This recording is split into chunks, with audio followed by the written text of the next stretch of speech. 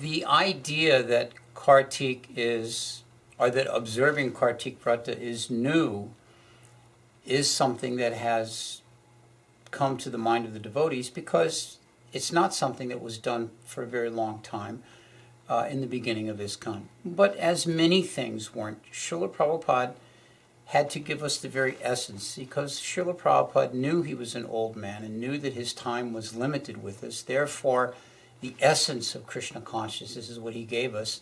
And it's my personal belief that he expected that later on we would fill in the blanks as we became more educated. Kartik Vrata is one of those things. Kartik Vrata is a very, very ancient part of the Puranas, and it's described in great detail as to how one performs it. Now, the reason would probably be asked, why should one perform it? And that would be a very simple answer: to satisfy Krishna, or in this case, more specifically, to satisfy Srimati Radharani.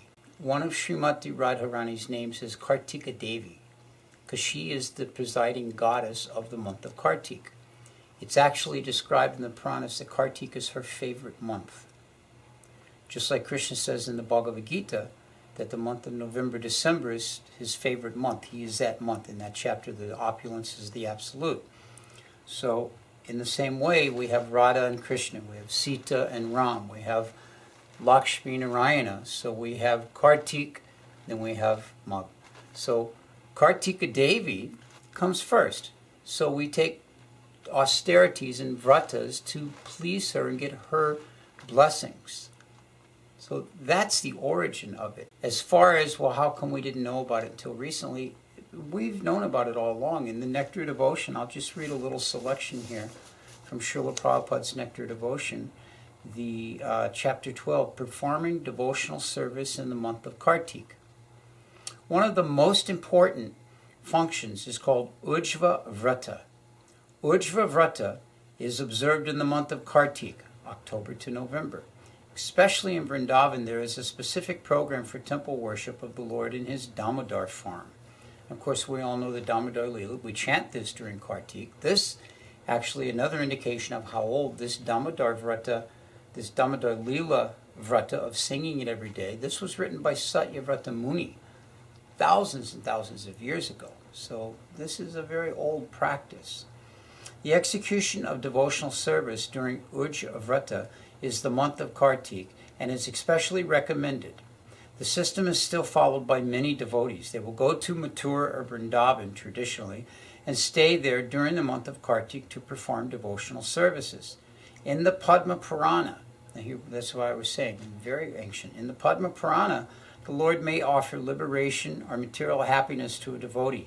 But after some devotional service has been executed, particularly during the month of Kartik, the devotees want only to obtain pure devotional service unto the Lord. So Prabhupada gave indication, and there's a nice room conversation where he is asked, it's a conversation with a few devotees, and he's asked about, they mention, oh, this is the month of Kartik. And Prabhupada said, yes, the performing of austerities. And they said, well, how do we perform it? Prabhupada said, it's very simple. No eating, no sleeping. And then Prabhupada chuckles and says, can you do it? The devotees all laugh. This is the idea that, like Chaturmasya, this is the fourth month of Chaturmasya. Chaturmasya means that it's the rainy season, the sadhus don't travel, they stay in one place. Staying in one place generally means you become a little bit comfortable, so they perform austerities. This is the Chaturmasya. The last month of that is Kartik Vrata. So that means staying in one place, like Prabhupada said, going to the holy place, and then performing austerities. Now, for those of us in the West, what does it mean? It means doing something a little extra in our devotional service.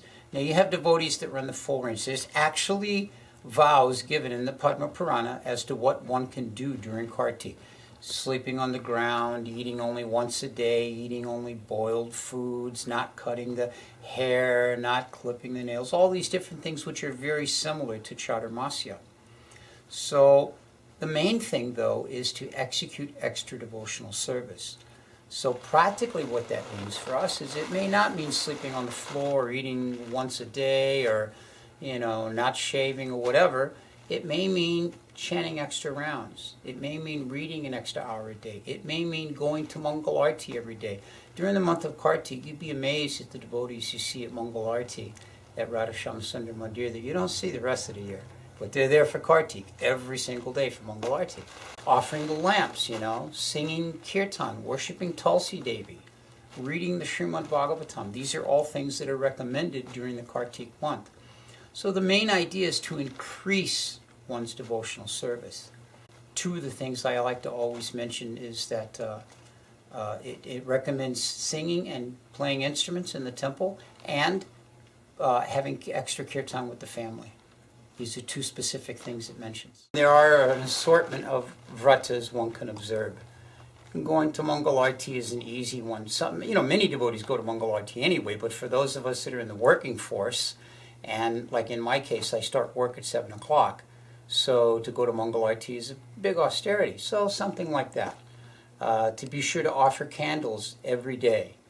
Sometimes during Kartik, devotees occasionally get there. To make that effort to go every day and offer the candles.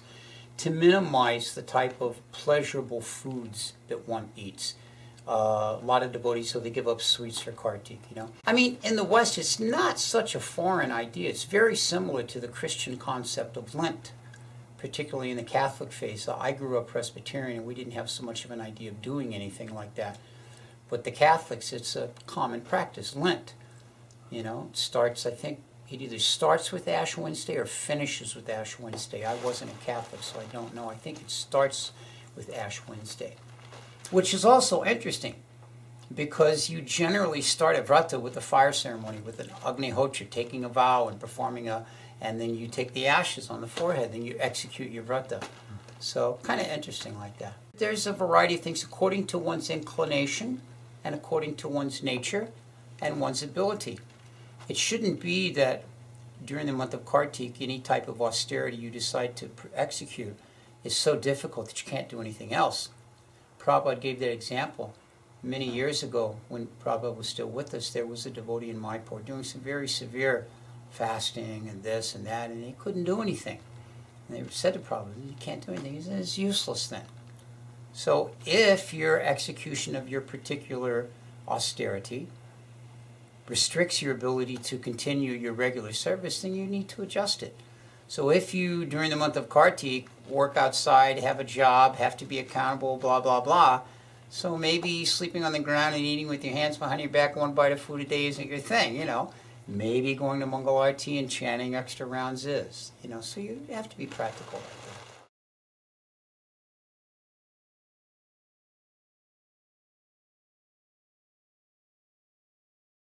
that. Other than singing the Damodar prayers, none that I'm aware of. Yeah, in the Nectar Devotion, he says like that the worship of Damodar, and the worship of Damodar during this month we know means to offer the lamps. Many devotees get a little deity of Damodar in their home and they offer lamps. Here again, Chaturmasya also, not one of those things Prabhupada gave much encouragement to. In the Chaitanya Charitamrita, he does say every order of society must follow Chaturmasya, and he gives the basic standard as understood from the Puranas for following it, the four things to restrict oneself from. But he doesn't go beyond that because it wasn't his focus. Right. And same thing with the month of Kartik. Here's how it's observed, here's what you do it or not. And then as we became more well-read and more knowledgeable and more mature in devotional service, we learned how to fill in the blanks. After all, it's not really such a stretch because austerity is the wealth of the Brahmins. This is what the Brahminical class does. They perform austerities. The Vaishyas, the Sudras, they live in luxury according to their means, but Vishayi, sense gratification. And those of us that are householders, usually most of our year is made up of sense gratification of some sort or another, however purified or not. So Kartik is the time of year for those Brahminical tendencies one may have, or one has to force themselves to have, to manifest, to come out, so that they can perform those austerities that qualify them as a member of the Brahminical class. And it's sweet. What tastes like nectar in the beginning is poison in the end, but what tastes like poison in the beginning is nectar in the end. You do austerity the first few days, but then by the time it's done, oh God, this is ecstatic. So, it's like that. You start chanting Hare Krishna, oh, I don't want to chant. Then before you know it, you're chanting 64 rounds a day.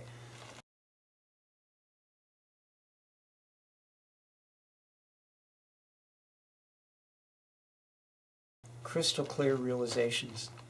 That's the thing I always look forward to. Because once you minimize the opportunities for sense gratification that we all take for granted, and you simplify your life to where you're only doing the very basics of what's needed, your consciousness becomes very crystal clear. And your focus becomes crystal clear. And my personal experience is after performing these austerities that you get some nice realization about your place in devotional service, about the importance of devotional service, about how much time we waste eating, sleeping, mating, and defending.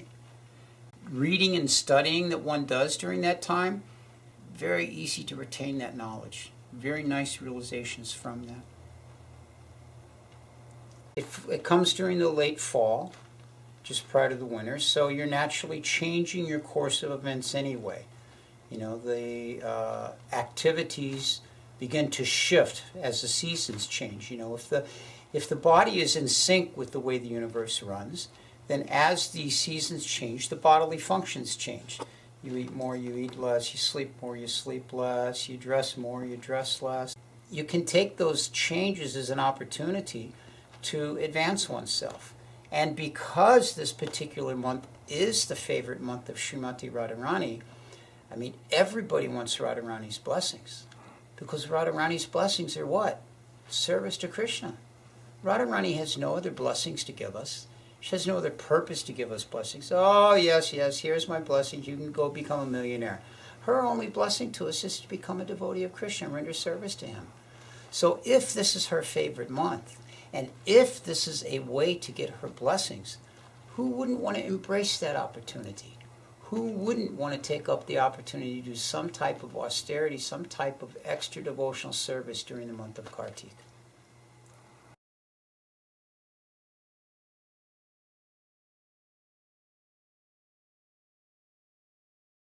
The external principles of Chaturmasya, the external principles of Kartik Vrata, the external principles of devotional service can fall into the Karmakanda practice of the Vedas.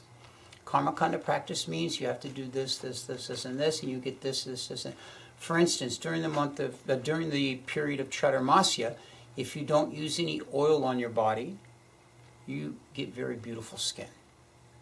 If you don't put any oil on your feet, you get very beautiful feet. If you don't use any salt, you get a beautiful voice. So these are all mundane attributes. And this is part of Karmakanda. Oh, I want a good voice, I want to be an excellent singer, therefore I'll do this austerity. So if one goes about it in that way, then one has to be very careful how they execute it, when they execute it, what they do while they're executing. But, and therefore, as you mentioned in the Kartik Mahatmya, it mentions that if you do this, and you get this, but if you don't do that, then... So, therefore, the Goswamis, they've recommended that simply execute your devotional service for the pleasure of Radha and Krishna, and then these things are overlooked. Yes, there are a lot of benefits materially and detriments materially that one can be impacted by when observing Kartik, if their consciousness is for something other than pure devotional service. But it's just like Prabhupada says right here, the Lord may offer liberation and material happiness to a devotee, but after devotional service has been executed, particularly during the month of Kartik, the devotee wants only to obtain pure devotional service to the Lord. So this should be our real desire, our real motivation, our real interest in performing extra austerities and doing extra service and whatever it is, vows that we take for Kartik, to boil the milk of our devotional service, to purify ourselves. There's a very nice prayer that one can offer. It's from the Kartik Mahatmya before one begins to perform their vrata. O Gopikas, by your mercy, may Radha and Krishna be pleased with my Kartik vrata. O Janardana, O Damodar, you who are accompanied by Radhika, during the month of Kartik, I will bathe every morning for your satisfaction, and hope to complete these vratas. And then as far as being able to complete the vratas is another very nice vow which the vratis, the performers of vrata, offer each day. I'm taking this vow before you, O my Lord. By your grace, O Keshava, it will be undestroyed, even though I am less than a Sudra. By your grace, may I follow it completely, O Janardana, my Lord.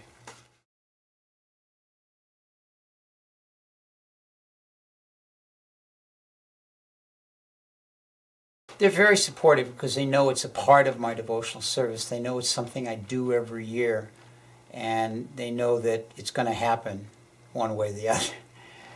My wife, sometimes more, sometimes less humorously, jokes that I become a little grouchy during Karttika. No, they're very encouraging. They just, my kids just accept the fact that this is what Dad does, And my wife is encouraging. The changing of eating or shaving or whatever, she can take it or leave it. But the fact of doing extra devotional service, taking up some extra chanting or reading or temple attendance or whatever, she's always very encouraging like that. She herself takes part in some kind of a vow, depending on what it is that particular month.